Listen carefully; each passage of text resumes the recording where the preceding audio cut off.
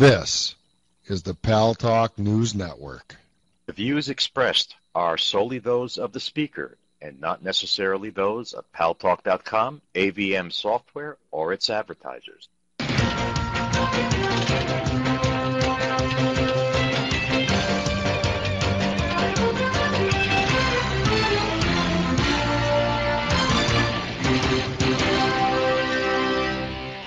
News Talk is online. News Talk Online is a production of Paltalk.com, the largest multimedia interactive program on the internet with more than 4 million unique users on demand on iTunes and on YouTube and on my blog, GaryBaumgarten.com, where you're encouraged to post your comments, whether you agree with yours truly or not. And thanks to our good friends at CRN Digital Talk Radio, we're syndicated to an additional 12 million households. I am your host, Gary Baumgarten. I welcome you to the show. You should be subscribing to and reading on a daily basis, several times a day, the site paltalknewsnetwork.com. And you know what? Is there a dot in there? There's a missing dot. That link's not going to take you anywhere, guys. It's www.paltalknewsnetwork.com. There you go. Now click on that one and it'll take you there. A lot of great stories. We're updating it around the clock. Diverse points of view, including diverse points on the topic that we're going to talk about today, and that has to do with trying the Gitmo detainees here in New York City. Before we get to that, there's been a little bit of discourse. It's kind of taken a sidebar to all this. The President of the United States, Barack Obama, is on a trip to the Orient, an Asian trip, to meet with leaders there, and he was in Japan. And when he was in Japan, the President of the United States, an anti-monarchy nation, actually, ladies and gentlemen, bowed down to the Emperor and Empress of Japan. This has upset a lot of Americans. I cannot imagine any president of the United States bowing down to monarchy. And I don't believe any president has done this prior to Barack Obama. Well, look, see for yourself. Boaz, play the video, please.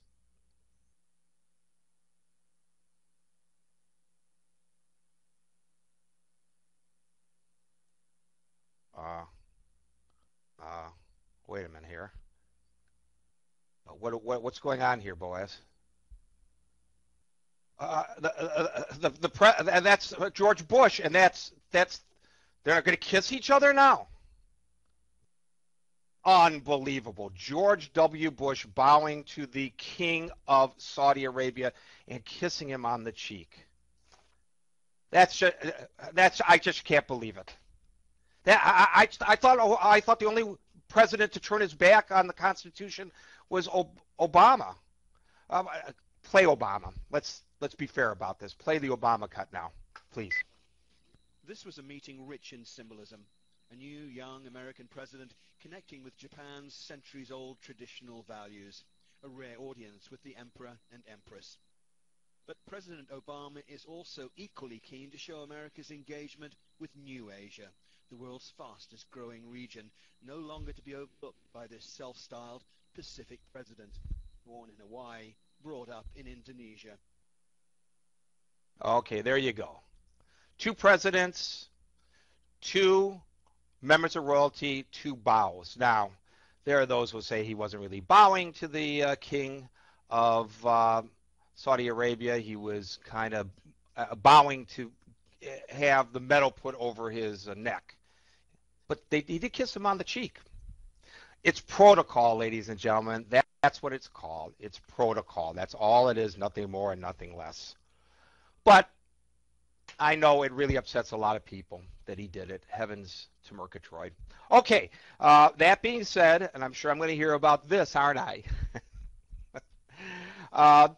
The same president of the United States in an area that's far more substantive than the bowing to the Emperor of Japan has, through his Attorney General Eric Holder, announced that 5 of the Guantanamo Bay detainees allegedly responsible for the September the 11th, 2001 attacks on U.S. soil are being transferred to New York City to be tried in a federal courthouse.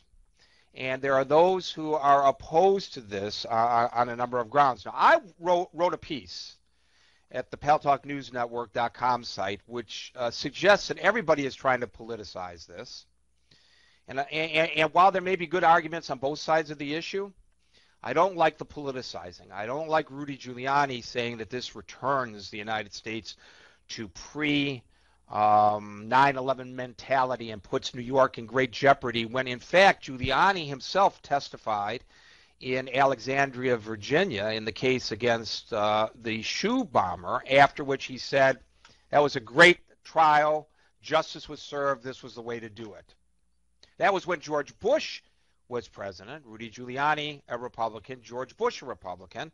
Now that Barack Obama is president, a Democrat, I mean, that's just wrong. On the other hand, one might suggest, and there may be some merit to this, that the president is moving this case here for political reasons to further expose the alleged transgressions of the Bush administration vis-a-vis the treatment of these detainees while at Guantanamo.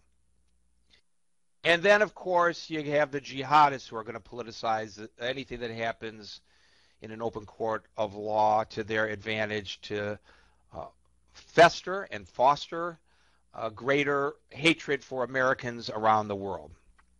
So if we could take it out of the partisan political arena, I think there's something to be said for both sides of this. Now, I kind of believe that had the Bush administration done what I think should have been the right thing to do, because after all, we call them enemy combatants, that we're in a war, but the war was never declared. We haven't had a declared war since World War II, and I would think that technically every war since the Korean conflict, the Vietnam War, and the Iraq and Afghanistan wars, we won't throw in other little conflicts that we were involved in, like Grenada and everything. That doesn't really count. Were undeclared and illegal, so they weren't truly wars, were they? I mean, under the Constitution of the United States, you need to get a declaration of war as President of the United States from the Congress. And that wasn't done in any of these cases. So there not being a war, how do you put this in the framework of the military tribunal system?